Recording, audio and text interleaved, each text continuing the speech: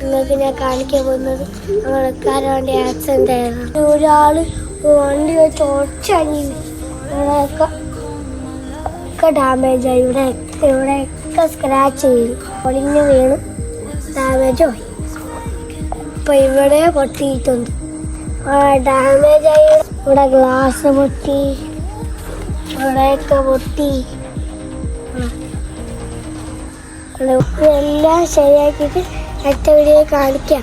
Channel subscribe ചെയ്യാൻ മറക്കണ്ട. ടാറ്റാ.